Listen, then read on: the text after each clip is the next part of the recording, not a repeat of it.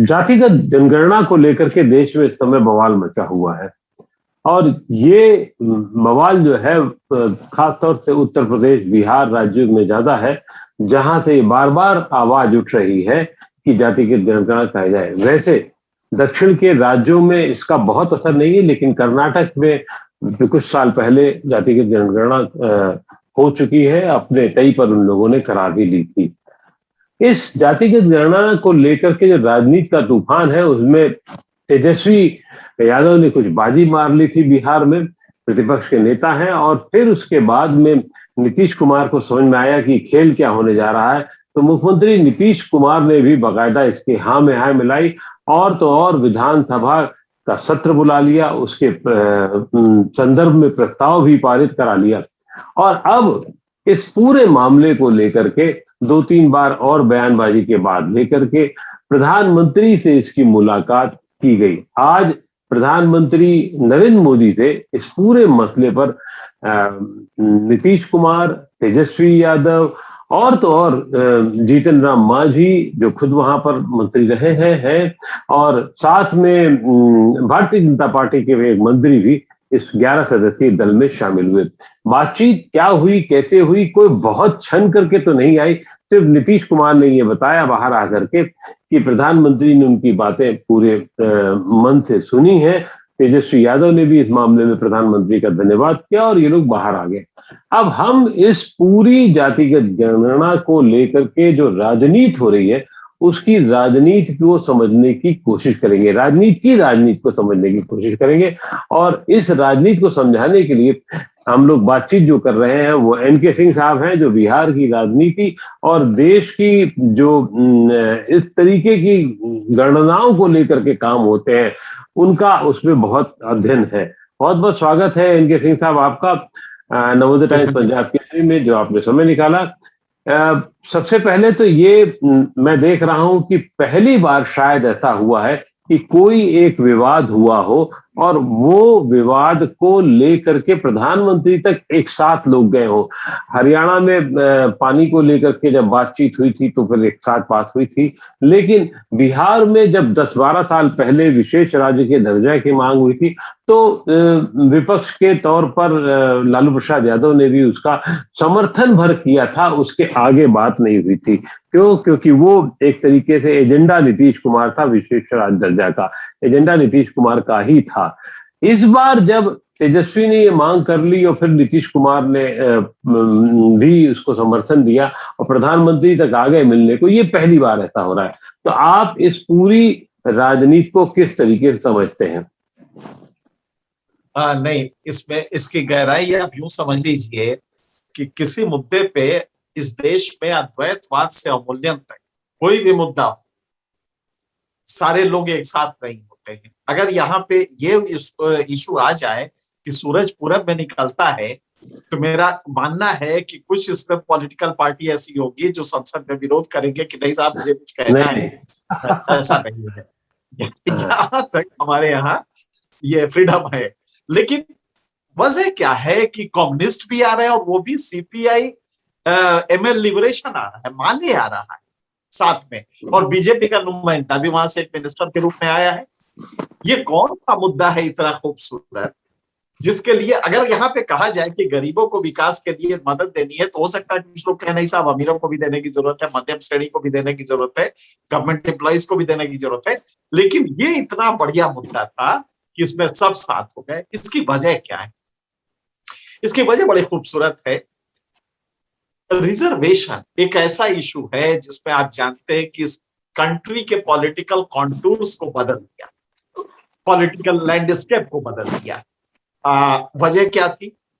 जब भाजपा बनी 1980 में, और उसके पहले जो जनसंघ थी, और आजादी के टाइम से ही 1952 से ही जब से उसका जन्म हुआ, आप तब से देखें तो बीजेपी उभर नहीं रही थी। तमाम मुद्दे ले आए। गाय का मुद्दा 1967 में आया, 68 में प्रबोधन ब्रह्मचारी ने बहुत बड़ा आंदोलन किया, पर वो पॉलिटिकल कन्वर्जन नहीं हुआ। गाय था, हिंदू मुसलमान था, लेकिन वो बन नहीं पा रहा था, हिंदू कंसोलिडेशन नहीं हो पा रहा था।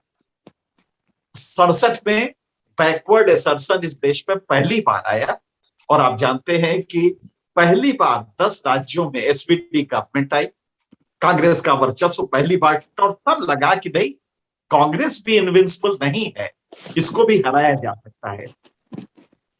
लेकिन राज्यों में था वो टूट फूट गया, चल नहीं पाया। संयुक्त सरकार जो बनती थी उसमें एक एक विधायक एक दिन में 3-3 बार पार्टी बदल देता था।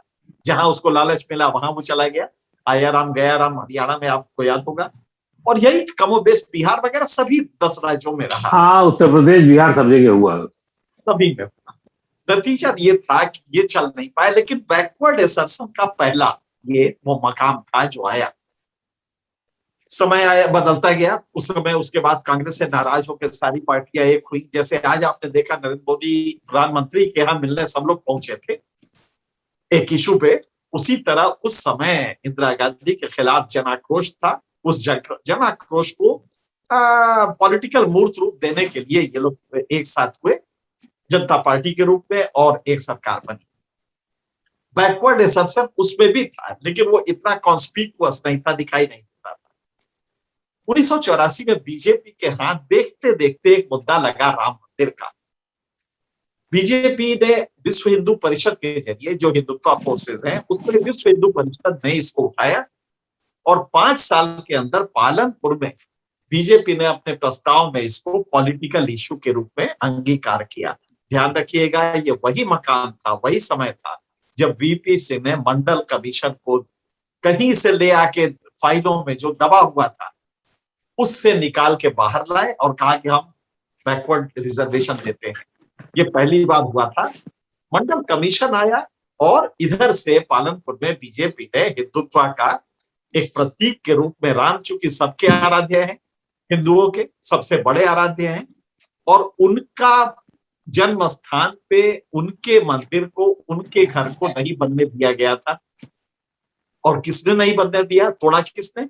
वो एक अताताई बाबर था। बाबर से लेके उन्होंने इसको माइनॉरिटी तक ले आए और इतना बढ़िया लॉजिकल स्ट्रक्चर बनाया कि लगा कि बाबर ने जो किया है उसका अब प्रतिकार करने की जरूरत है। और वो होगा कैसे? हिंदू एकत्र हुए, कंसोलिडेशन का प्रोसेस शुरू हुआ। इसको देख के वीपी सिंह मंडल ले आए और मंडल ने वाकई समाज को पूरी तरह तोड़ दिया। मंडल से हुआ यह कि रीजनल फोर्सेज इमर्ज की, एक लालू उभरते हैं, एक मुलायम उभरते हैं। काशीराम का भी वही 1984 में ही राम मंदिर के साथ ही उन्होंने भी रामशेफ को बसपा के रूप में, DS4 को बसपा के रूप में कन्वर्ट किया। ये सारी चीजें एक साथ चलती है। अब यहाँ पे हम आते हैं, ये इस समय बैकवर्ड वाला क्यों आया? दरअसल हुआ ये कि एक गवर्नमेंट ने, HRD मिनिस्ट्री ने खास करके पूरे देश भर में एक अनौपचारिक United district information system develop किया है, जिसपे कि प्राथमिक प्राइमरी स्कूल्स के लेवल पे हर बच्चे से उसकी जाति पूछी जाती है।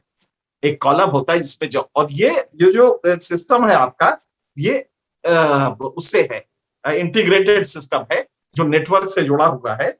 और यूनाइटेड डिस्ट्रिक्ट इंफॉर्मेशन सिस्टम में उस बच्चे के सारे डिटेल होते हैं। उसमें अभी जब रिपोर्ट आई तो पता चला कि किस राज्य में कितने बैकवर्ड। ये पहली बार। अच्छा, इसके पीछे सक्सेस होने के, इसके सही होने का प्रमाण क्या था? भारत में यह माना जा रहा है कि इनरोलमेंट 100% होने लगा है, 99.7%। चूंकि इनरोलमेंट सभी का हो रहा है, लिहाजा ये आंकड़ा सही था, ये मान लिया गया। और तब माना गया, चौंकाने वाले फिगर्स आए। वो फिगर क्या थे? 45% पूरे देश में बैकवर्ड है, जबकि मंडल ने इसको 52%। तो लेकिन सर, एक चीज मैं आपको मतलब बीच में कर रहा हूं, माफी चाहता हूं, लेकिन ये जो डाटा आए हैं ये तो अभी महीने भर पहले आए हैं सामने। इसका जातिगत जनगणना का बवाल तो पिछले 5-6 महीने से ज्यादा शुरू हो गया था। आपने बिल्कुल सही कहा, आपने बिल्कुल सही कहा। ये गणना अभी आई है, यहाँ पे सरकार के पास इसकी जानकारी थी। सरकार ने जब कोलेट हुआ तो इसकी जानकारी थी, लेकिन 5 महीने, आपका बिल्कुल सही कहना है, 5 महीने पहले ये मुद्दा जब आया तो सरकार को नहीं लगा कि इसको हम किस तरह हैंडल करें। और ये मुद्दा तो एक नॉर्मल मुद्दा है कि हम बैकवर्ड को जनगणना कीजिए। चूंकि हमारे पास अपोजिशन के पास कोई दूसरा मुद्दा नहीं था कोरोना के अलावा, तो उनके पास ये एक मुद्दा था। वो समझते थे कि बीजेपी को हम इससे कमजोर कर देंगे क्योंकि अपर कास्ट बेस्ड पार्टी है, लिहाजा हम जब जब मांग कर, और ये बात सही है कि जब भी लालू इसकी मांग करेंगे, जब भी मुलायम सिंह का अखिलेश यादव इसकी मांग करेंगे, तो उनका क्लाइंटेल बढ़ेगा। इसके पीछे कारण क्या था? आप अगर इलेक्शन का डाटा देखें तो 2009 में जितने बैकवर्ड्स ने वोट दिया था बीजेपी को, उससे 20% ज्यादा वोट उन्होंने 2019 में दिया था। बिल्कुल सही है। ये 20% का जो क्वांटम जंप है, यही मोदी की सफलता का राज था। 2009 से 19 के बीच आते आते, लेकिन ध्यान रखिएगा कि राज्यों में ये उल्टा अलग है वो मामला। हाँ, राज्यों में उल्टा है। बिहार में स्टेट को मिल जा रहा, केंद्र को नहीं मिल रहा है। एग्जैक्टली। और बिहारी नहीं, ये कई जगह का फिगर है कि राज्यों में वो दूसरी तरफ वोट करते हैं और अपने जाति वाले नेता को वोट देते हैं, लेकिन जैसे ही वो लोकसभा का इलेक्शन आता है तो ये रिवर्स हो जाता है। और बीजेपी 10 साल में आप सोचिए कि 22% से 42% वोट बीजेपी को बैकवर्ड्स के मिलने लगे। अच्छा, ये किसके वोट थे? ये यादव के वोट नहीं थे, क्योंकि यादव ने बीजेपी को वोट नहीं दिया। जो ऊपर अपवर्डली मोबाइल है उनके वोट नहीं थे, ये एमबीसीज के थे, ईबीसीज के थे, जो मोस्ट बैकवर्ड, एक्सट्रीमली बैकवर्ड है, ये उनके वोट। मोस्ट बैकवर्ड और एक्सट्रीमली बैकवर्ड, जी। एक्चुअली इसको अगर जब आप देखेंगे, अभी क्या हुआ कि यूपी में को इसका अंदाजा था, तो यूपी ने अभी एक कमीशन बनाया एक जस्टिस के तहत। उन्होंने 2 दिन पहले रिपोर्ट दी।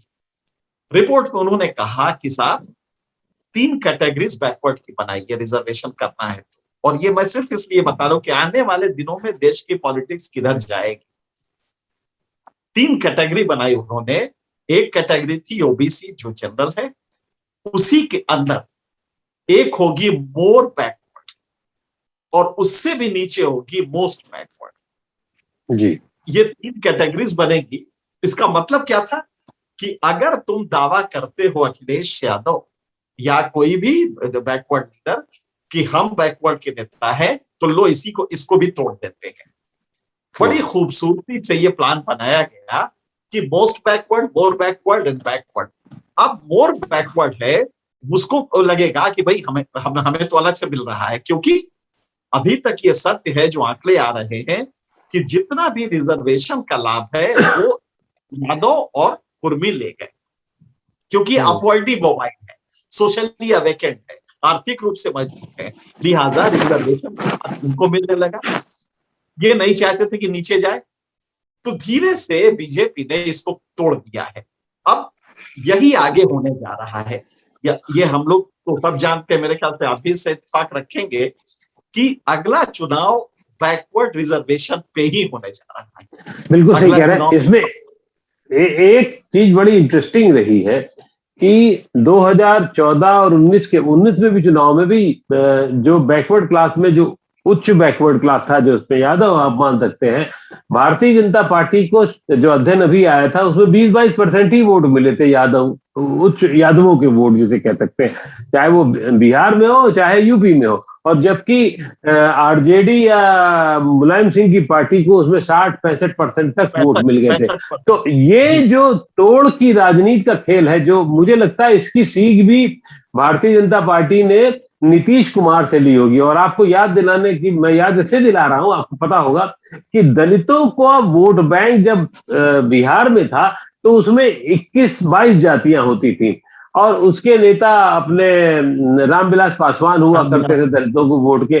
तो उन्होंने, नीतीश कुमार ने महादलित पार्टी बना दिए और 22 में से 21 को महादलित बना करके अपने साथ कर लिया था, और पासवान के साथ सिर्फ पासवान रह गए थे जो 6-7% पे थे। तो वो भी एक खेल है, और वो शायद मुझे लगता है कि यहां से होकर के गया है। जी, इसके मूल में, जो आपकी बात को पूरी तरह इंडोर्स करते हुए इसके मूल में हम चले जाते हैं। ये जो एफपीटीपी सिस्टम है, first past the post system, इसके बारे में माना जाता है कि भारत ऐसे समाज जो कि हजारों पहचान समूहों में बटा हुआ है, और सिर्फ पहचान समूहों में नहीं बटा है, हर पहचान समूह दूसरे से क्लैश कर रहा हो, ऐसे में एफपीटीपी सिस्टम जो हमारा है ये समाज को पूरी तरह तोड़ देता है। समय के साथ आप 70 साल में देखें किस तरह हम टूटे हैं। एक तरफ हिंदू कंसोलिडेशन के लिए बीजेपी ने पूरा जोर लगा दिया, राम मंदिर को एक सिंबल लेके, लेकिन उसको कितनी खूबसूरती से मंडल आता है, मंडल तोड़ता है पहले, उसके बाद अब ये नया आया है। तो भारत के संविधान ने जो आइडेंटिटी समूह नहीं दिया है उसको भी कोई पॉलिटिशियन ले आके खड़ा कर देता है। भारत के संविधान ने महादलित के बारे में बाबा अम्बेडकर ने भी नहीं सोचा था कि ये भी कोई सब ग्रुप होगा। डॉक्टर अम्बेडकर ऐसा आदमी जिसको नहीं तस्वर कर पाया, उसको नीतीश कुमार ने सिर्फ इसलिए किया कि किसी पासवान नाम के नेता को छोटा करना था, उनका कद छोटा करना था, और कर दिया। 6% पे रह गए, 6% पे सिमट के आके रह गए और चिल्लाते रह गए, चीखते रह गए, लेकिन कुछ नहीं हुआ। उसी तरह यूपी में आपने अब मोस्ट बैकवर्ड, मोर बैकवर्ड ये कैटेगरी बना देंगे और ये समाज को तोड़ते जाएंगे। और अगले जब आप देखेंगे इसका नतीजा क्या होगा, तो बीजेपी क्या करेगी। अब ये डिमांड आ रहा है, बीजेपी की हिम्मत नहीं है कि इसके खिलाफ खड़ी होकर तन के कहे कि हम कोई जातिगत गणना नहीं कराएंगे, जातिगत गणना, क्योंकि टेक्निकली नहीं करना, समाज को तोड़ना है, तभी आप ये सब करते हैं कि कितने % यादव है। लेकिन उसमें एक पेच है, बीजेपी बिल्कुल कराएगी, क्योंकि तब आप घूम घूम के कहेंगे कोई लालू प्रसाद यादव, कोई नीतीश कुमार, कोई अखिलेश यादव, ये घूम घूम के कहे देखिए साहब हमने तो कहा था कि आप हमें बता दीजिए साहब हम कितने % है, पर ये नहीं माने। ये जातिगत भी, ये ब्राह्मणवादी पार्टी है। बीजेपी इसको काउंटर करने के लिए ये मान लेगी। 2023 के सितंबर अक्टूबर के आसपास आते आते बीजेपी इस डिमांड को बढ़ने देगी और इसको बड़ी खूबसूरती से मान लेगी। हाँ साहब बिल्कुल कराना चाहिए और हर जाति को पता होना चाहिए कि वो कितनी है।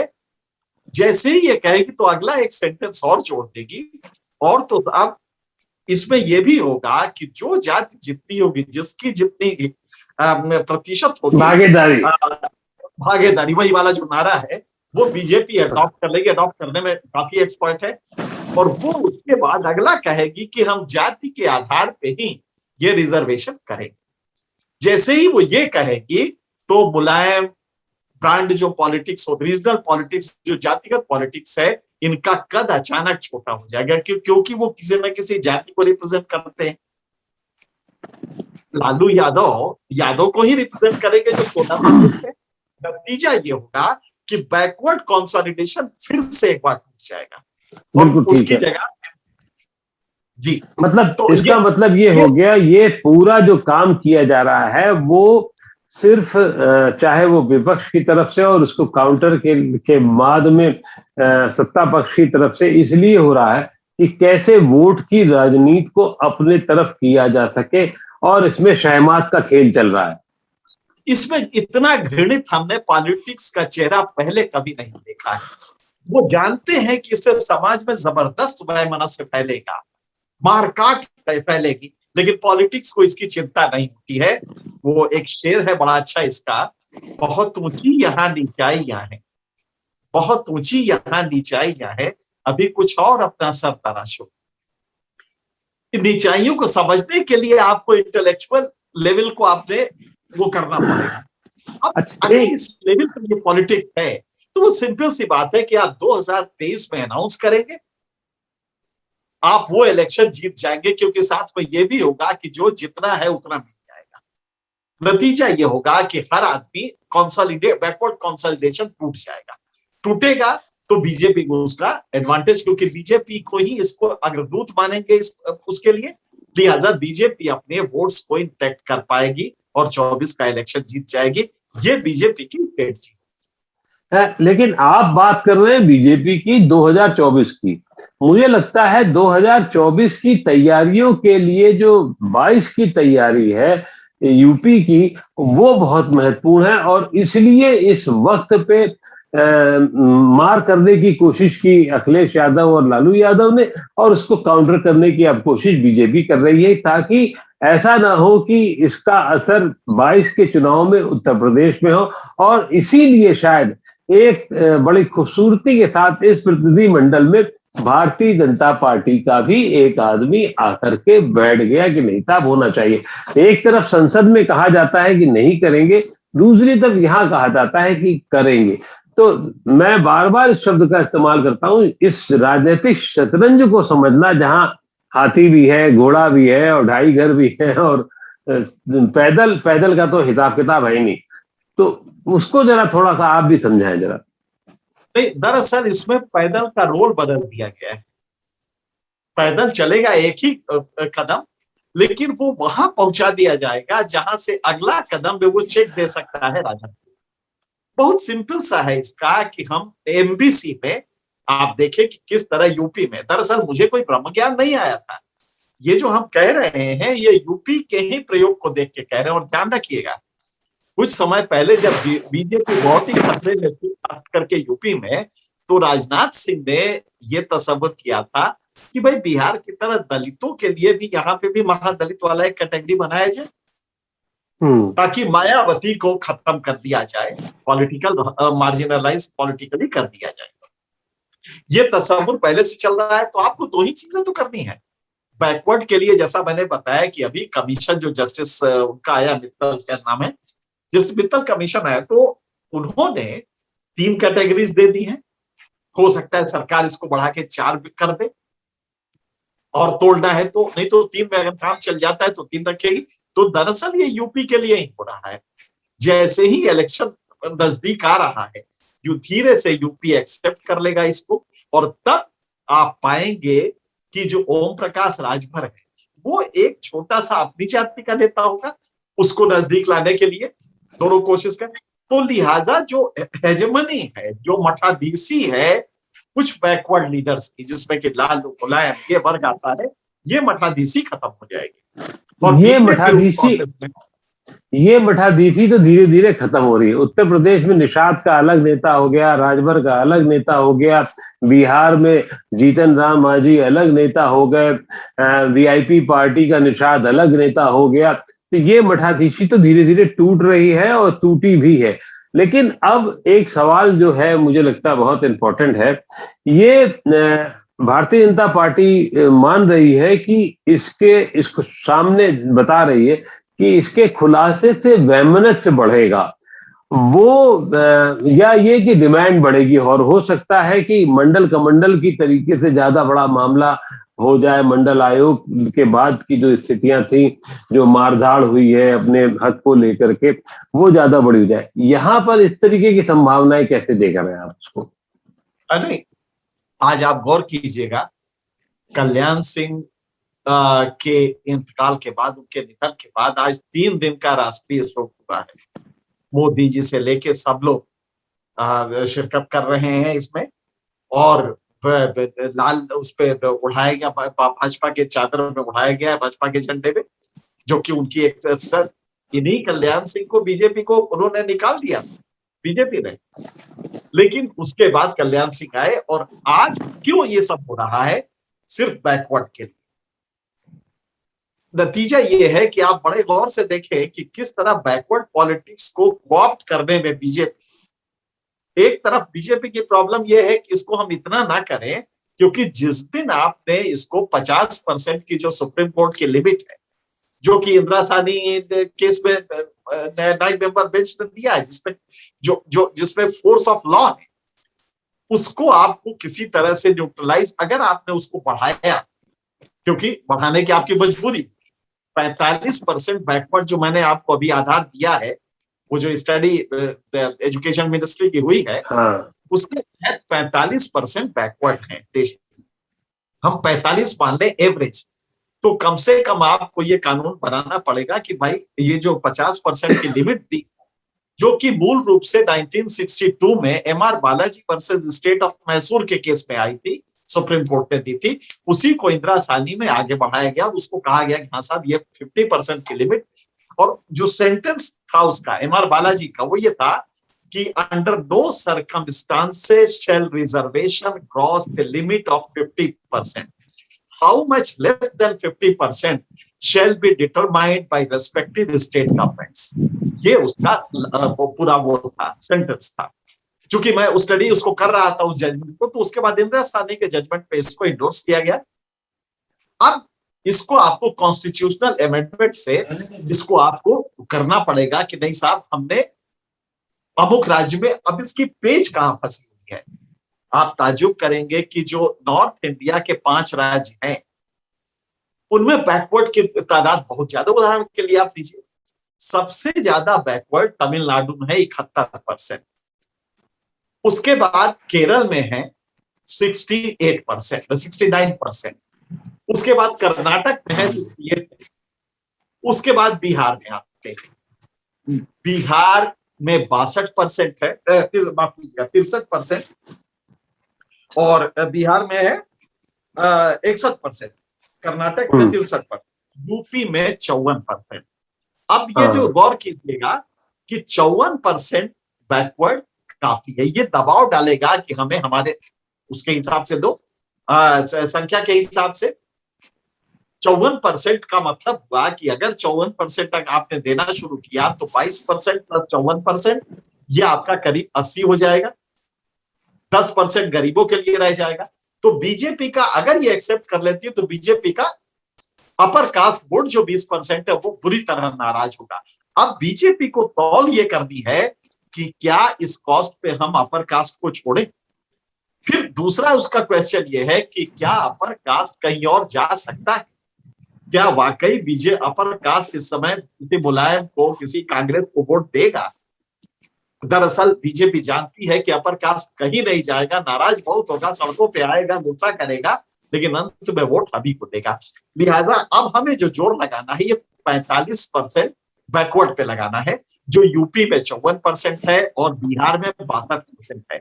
ठीक है, यादव वोट 16% ले जाए, लेकिन यादव वोट के अलावा जो बाकी वोट है वो हमारे हाथ आ सकते हैं अगर रिजर्वेशन का ये फॉर्मेट हम कर देते हैं. तो मुझे लगता है कि इनके पास एक ही चीज है कि किसी तरह से हम अपर कास्ट को संभाले रहे जितना संभव है, लेकिन अब बैकवर्ड हम पूरी तरह से अंगीकार करें. और ये रीजनल फोर्सेस को, क्योंकि बार्गेन बहुत ज्यादा हो रहा है, लिहाजा हम अपना बेस बैकवर्ड में तैयार करें. और वो एक ही हो सकता है, मोस्ट बैकवर्ड, जो नीचे का है. मोदी जी हर तीसरे सेंटेंस पे कहते ही रहते हैं कि वो किस जमीन से आए हैं, वो खुद भी बैकवर्ड है. लिहाजा अब इस समय जो पॉलिटिक्स चलेगी इसकी धारा आपको सिर्फ बैकवर्ड, प्रो बैकवर्ड पॉलिटिक्स का ये एरा है और इसी पे बात होगी. तो सिंह साहब, अब सवाल ये उठता है कि जो जब ये नया अध्ययन आया है जो स्कूलों से उभर करके सामने आया है, इसमें ये बताया जा रहा था कि साहब 45% बैकवर्ड है. तो पहले जब 52% बैकवर्ड था तो उसको 27% आरक्षण दिया गया. लेकिन क्या अब 45% होने के बाद ये मांग फिर 45% आरक्षण देने की होगी, क्या होगा? नहीं, बिल्कुल होगा. अगर उनके पास अगर कोई टेंजिबल फिगर आ जाएगा तो क्या बैकवर्ड चुपचाप बैठा रहेंगे, नेता चुपचाप बैठे रहेंगे? ये इमीडिएटली कह देंगे कि साहब आप कानून बनाइए और जो सुप्रीम कोर्ट का जजमेंट है उसमें जो 50% की लिमिट है दोनों का मिला के 22 प्लस 22.5 प्लस तो 27% जो आप दे रहे हैं बैकवर्ड को, इसको बढ़ाइए. ये लिमिट बढ़ाने के लिए आपको सुप्रीम कोर्ट के उस जजमेंट के खिलाफ जाके एक कानून बनाना, संविधान संशोधन. अब इसके मुश्किल क्या है? अगर ये प्रिंसिपल चला तो कहा जाएगा कि भाई तब एक काम करिए, उत्तराखंड में 6% है, वहां पे 6% दीजिए. जम्मू कश्मीर में ये 6% है, वेस्ट बंगाल में 13% है, हिमाचल प्रदेश में 13% है, पंजाब में 15% सिर्फ है, उत्तराखंड में 3% है. तो आप इनका क्या करेंगे? जहां की बैकवर्ड है ही नहीं, वहां पे आप उसी हिसाब से दे दीजिए ताकि अब उस पर पेज क्या फंसेगा. अगर सेंट्रल लेजिस्लेशन है तो इनको ये कहना पड़ेगा कि हर को उनकी आबादी के हिसाब से मिलेगा. अब मान लीजिए कि उत्तराखंड का एक आदमी वहां से हटता है और वो यूपी में आके बैठ जाता है, या यूपी के आदमी उत्तराखंड चला जाता है, तो एक डोमिसाइल वो कहाँ का है इसका झगड़ा शुरू होगा, क्योंकि जहां पे रिजर्वेशन आसानी से है, अगर आप जनरल करते हैं तो उसकी हाँ प्रॉब्लम हाँ दूसरी कि मान लीजिए आपने कह दिया कि साहब इसको बढ़ा के हमने 67% कर दिया रिजर्वेशन, 22.5% बैकवर्ड और उसका रहेगा, सॉरी एससी और एसटी का, और बाकी जो है वो होगा 45% या जो भी आता है उसके कैलकुलेशन में 45% ये रहेगा बैकवर्ड का। अगर आपने नेशनल लेवल पे कर दिया तो बड़ी खूबसूरती से वो उत्तराखंड में बैठ जाएगा, वहां पे बैकवर्ड है ही नहीं, वहां से वो एग्जाम देना शुरू करेगा। लिहाजा ये हमारे पूरे सोसाइटी को एक अजीब से असमंजस में डाल देगा। अब आप क्या करेंगे, स्टेट के लेवल पे जाएंगे, तब वो कह सकता है कि साहब क्षेत्रीय पे आ जाइए, इस इलाके में बैकवर्ड ज्यादा है। जैसे बिहार में राघोपुर इलाके में बैकवर्ड 80% है, अगर राघोपुर में यादव 80%, तो आप क्या कहेंगे कि राघोपुर बता दूं कि लालू यादव का इलाका है। जी जी जी, वही से जीतते हैं। तो ये एक अजीब सा तमाशा बन जाएगा। और अगर राज्यों को ये अधिकार देते हैं तो फिर बीजेपी का वर्चस्व कैसे रहेगा? ये कई पेच है जिसके अंदर, हाँ, जहां तक आपने कहा कि साहब वो कहेंगे कि बैकवर्ड को 45% दीजिए, यानी टोटल 67-68% कीजिए जो तमिलनाडु में मिलता है। तमिलनाडु में 71% है बैकवर्ड, इसलिए वो वहां पे इतना देते हैं। लेकिन अगर आपको ये डिमांड होती है और आपको ये करना पड़ता है तो सिर्फ इसलिए कि सुप्रीम कोर्ट के जजमेंट को आपको न्यूट्रलाइज करने के लिए कानून बनाना पड़ेगा। क्या आप इसके लिए तैयार हैं? और फिर ध्यान रखिएगा कि आपने जैसे ही इसको बढ़ाया तो अपर कास्ट आपसे बिल्कुल टूट नाराज जाएगा। हो, और अगर नाराज होगा तो ये आपका कोर वोटर है। क्या बीजेपी ये हिम्मत कर पाएगी कि इस कोर वोटर को छोड़ दे? और तब ये, लिहाजा ये कैलकुलेशन है कैसे आगे मुकम्मल होगा मुझे, लेकिन एक ऐसे बरैया के छत्ते में इन्होंने हाथ डाला है पूरे पॉलिटिकल क्लास पे, जिसका कि फ्यूचर क्या होगा। हाँ, इतना हम कह सकते हैं कि 22 का इलेक्शन 5 राज्यों में हो, चाहे 24 का इलेक्शन लोकसभा का हो, वो बैकवर्ड को रिजर्वेशन देना ये प्रमुख मुद्दा होगा। कोरोना वगैरह आपके हाशिए पे चले जाएंगे, विकास वगैरह तो सब जो हो रहा है वही रहा है, लेकिन मेन मुद्दा बैकवर्ड रिजर्वेशन रहेगा। बिल्कुल सही कह रहे हैं आप। मेन मुद्दा बैकवर्ड रहेगा और उसी की आवाज रहेगी। देखना यह है कि कितनी सफलता से केंद्रीय नेतृत्व भारतीय जनता पार्टी का, नरेंद्र मोदी या भारतीय जनता पार्टी कितना उससे बच पाते हैं। और रीजनल दबाव, नीतीश कुमार कहाँ कब किसके साथ क्या करते हैं, कैसे रहते हैं, कहाँ जाएंगे, उनका कोई पता नहीं है। बहुत बहुत आभार आपका कि आपने नवोदय टाइम्स पंजाब केसरी को इतना समय दिया और जातिगत जनगणना की बारीकियों को हमको साझा किया। बहुत बहुत शुक्रिया सर।